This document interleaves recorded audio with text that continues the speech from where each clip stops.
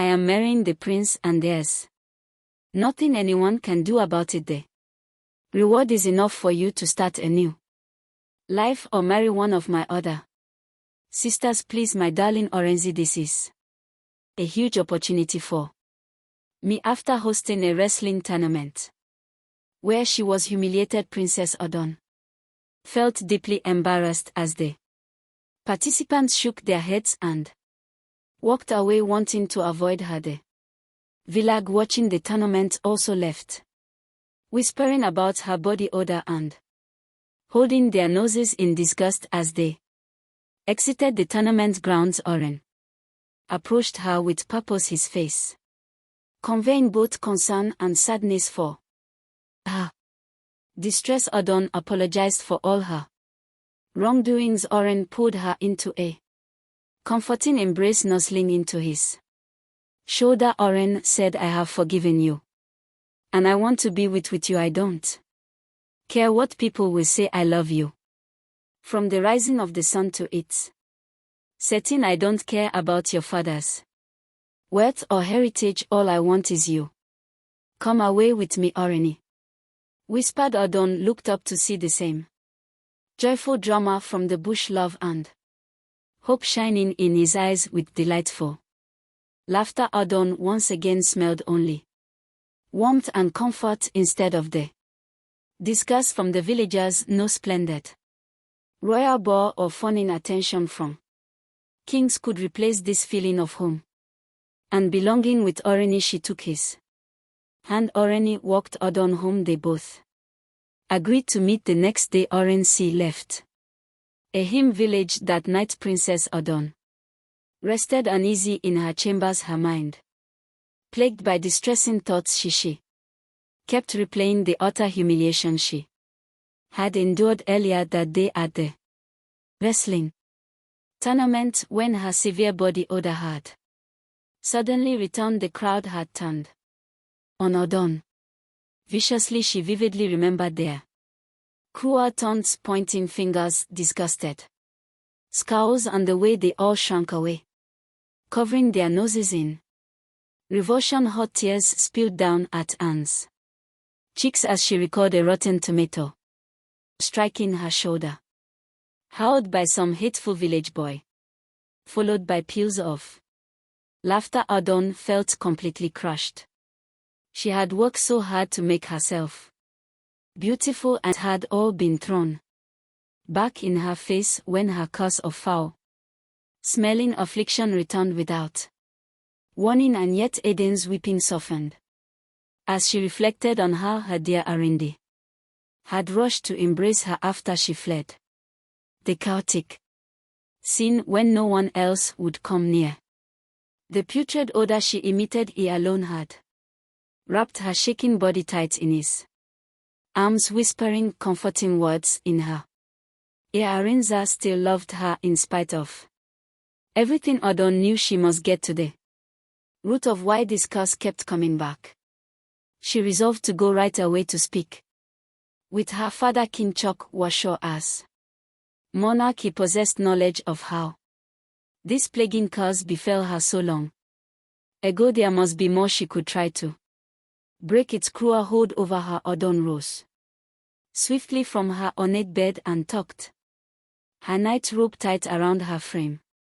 She lit an oil lamp to light her way through the shadowy corridors and slipped out into the darkness. The night air was warm, filled with chatter of crickets and flutter of moths. Adanne followed the stone path briskly to her father's private chambers. Rapping lightly, she called through the carved wooden door, "Father, I apologize for disturbing you so late, but I desperately need answers." "Come in, my child," the muffled reply came. Princess Adanne turned the brass handle and entered. Softly there she found the king sitting at his desk, brow furrowed, surrounded by scattered parchments. He seemed to be puzzling over something. "Do you also cannot sleep, Father?" Adanne asked. "No, I am distressed by what happened to you today," he said heavily, shaking his head. "Please, daughter, come sit beside me."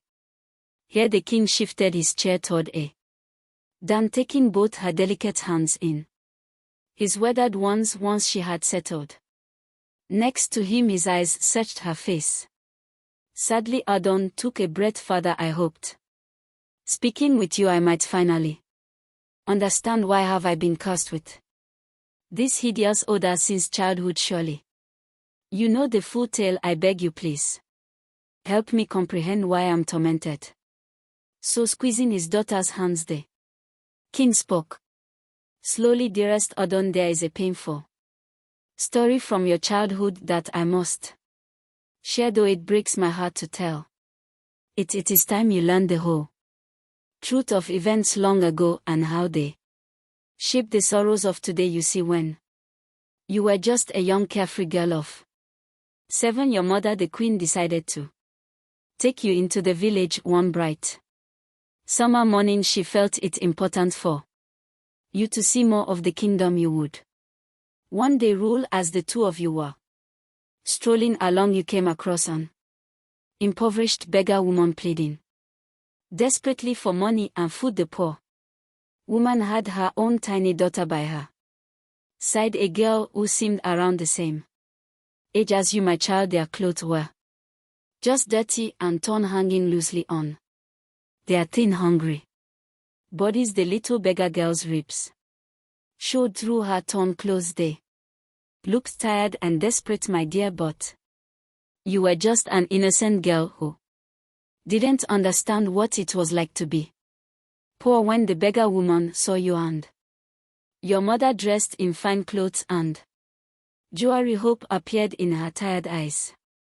She quickly came over and knelt before you, pleading, my noble queen and lovely young princess, my daughter and I are very poor and hungry. We haven't eaten in almost 5 days and we're starving. Please, could you give us some coins or scraps of bread so we don't die? At that moment the poor little beggar girl with her was so amazed by the sight of you, a beautiful princess, that she ran forward and hugged you. My dear, I know you didn't mean any harm. You were just scared by the sudden embrace from a strange dirty child, but in your panic you pushed the little girl away from you because her ragged clothes touched your fine silk dress. Your royal hands pushed the small girl to the ground as she looked up at you with confused, teary eyes. You said cruel things. I can't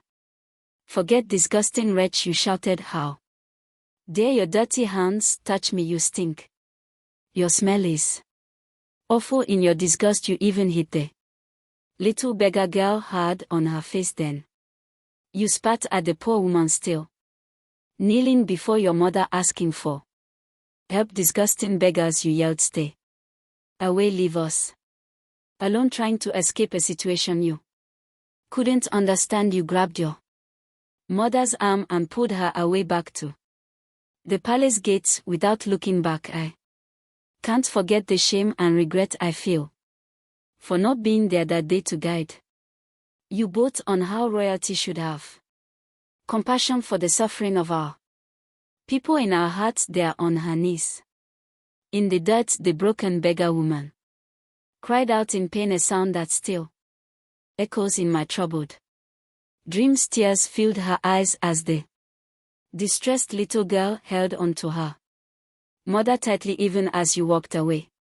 My undesirable with lovely gowns and jewels in hopes of making a fine match, but it